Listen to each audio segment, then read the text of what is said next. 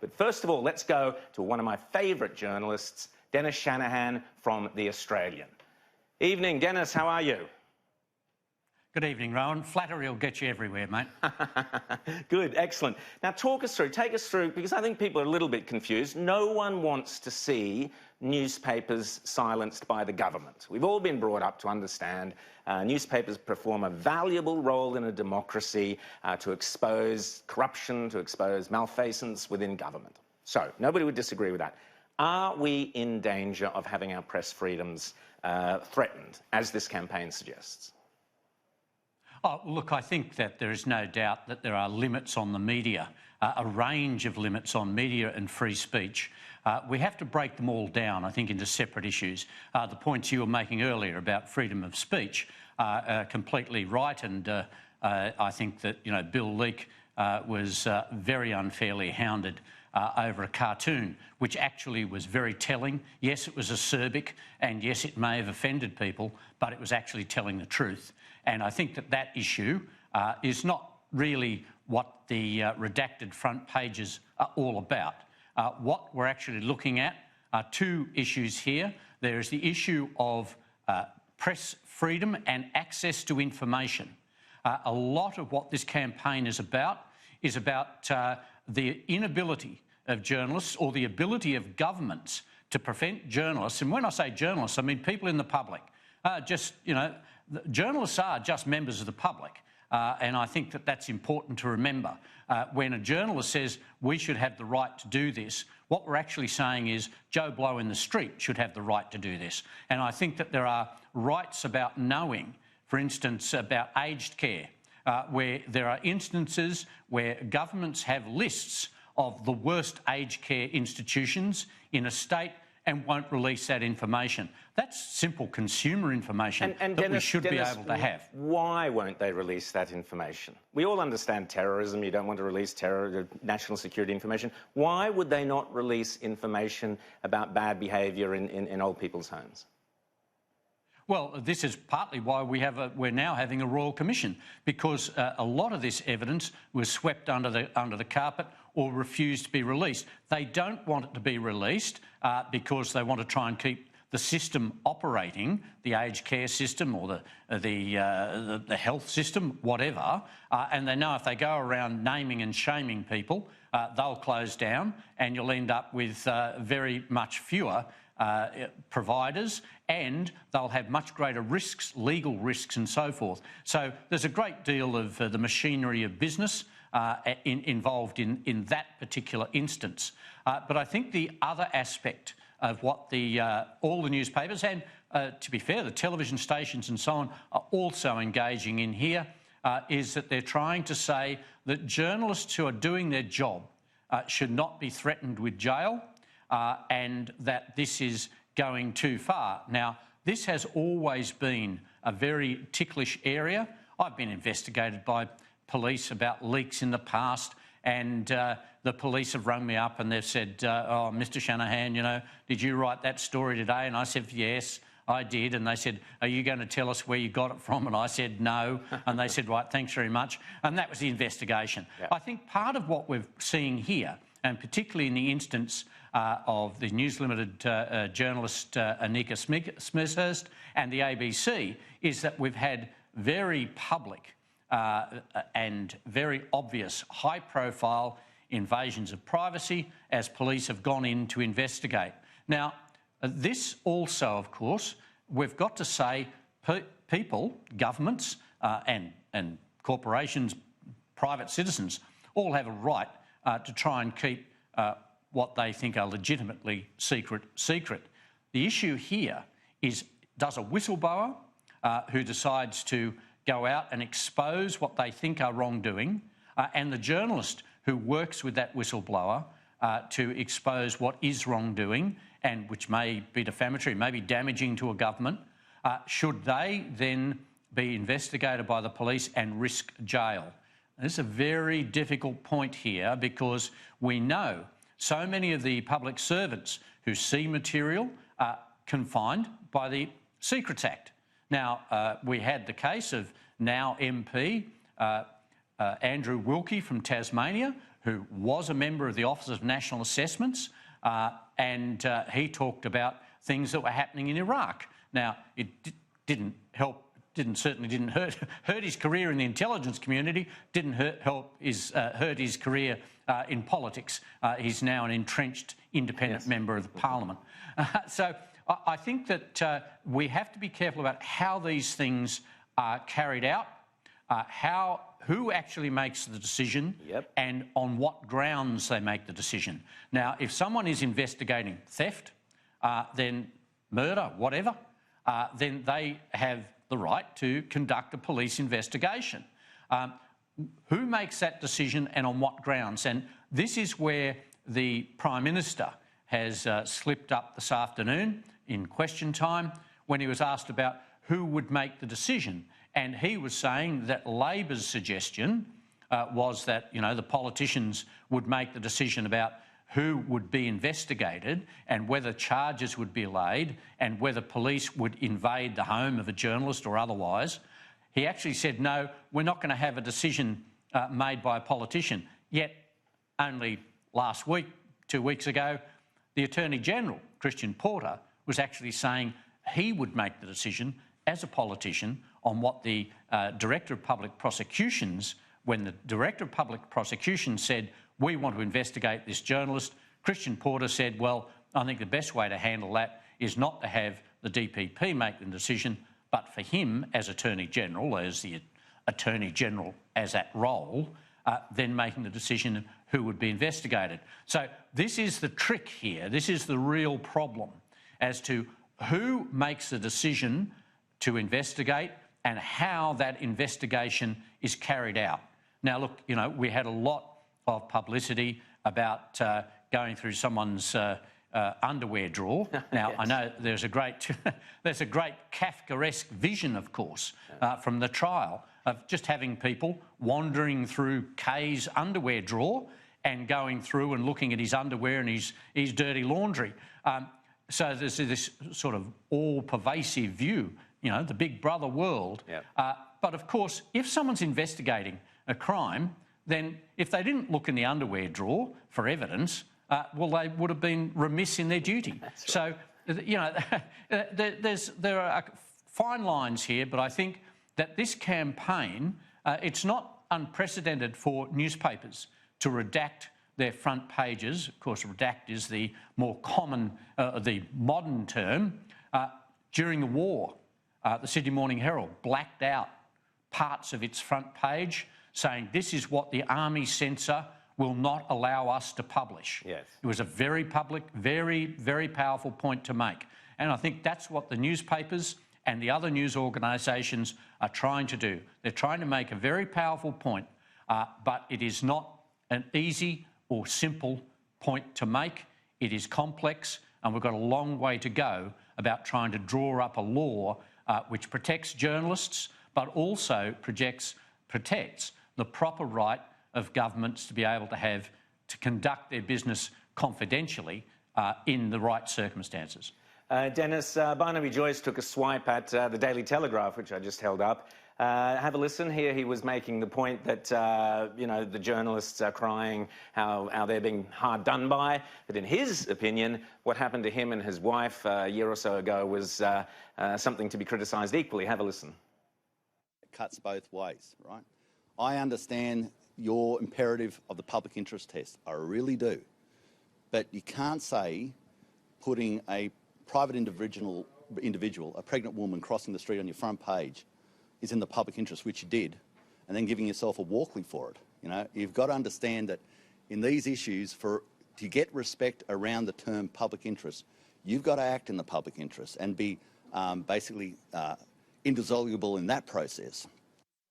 Dennis, I think he's actually got a point there because, we criticise the media for all sorts of reasons. But if your defence is it's in the public interest, then it needs to be in the public interest. The American system, I would have thought, was much looser, where basically you can say pretty much whatever you like and away you go. And the public then make their decision, oh, actually, I believe this story, I'm interested in this story, by buying or not buying the media outlet. Do you think that too much regulation is just going to tie us up in more and more knots, and that maybe the American system, you know, looser rules, looser defamation rules and so on, is preferable? Well, look, again, and look, I can understand Barnaby Joyce's personal feelings there, and, you know, anyone with any compassion would understand the position, how he's feeling. However, Barnaby Joyce is not arguing the same argument that is being raised today about the freedom of the press. He is talking about the exercise of the public right to know by the media. Now, that is a very delicate area. That's where you have to decide, is this a question of taste? Is it really in the public interest, or is it just interesting for the public? Yes. And that's where you start to run into a very fine line. But as far as that is concerned, the publication of Barnaby's now wife, pregnant on the front page, was a big story. It disclosed something that a lot of people knew about but couldn't prove. But then, as Barnaby says, what was the public interest there? There was a certain public interest in the fact that he had employed someone that he was having an affair with, and that's a legitimate point to make. In fact, the Prime Minister of the time even introduced a bonking ban as a result of this story. That's right. So look, I can understand, and I understand when people who just, you know, Joe Blow in the street ends up being whacked on the front page, and all of a sudden his private life is public property. There are rules governing that, and there are also questions of ethics and taste, and sometimes the taste doesn't go far enough. But that is a different issue to the one being campaigned about today. It is not about public interest as far as publication of a private person is concerned.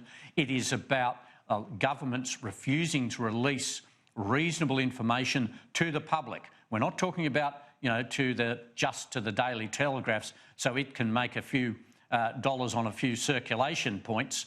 This is about releasing information to and for the public. Right. And that's a very big issue, different to what Barnaby was talking about. Fantastic, Dennis. We've got lots to get through. I think that's terrific to hear your thoughts on that. Newspoll, the Australians' Newspoll. So I guess Scott Morrison must be relieved. It's kind of business as usual. 51-49 is the two-party preferred for the coalition. We're now, 6 months after the election? He's cruising along nicely. Is he? What's your take on it?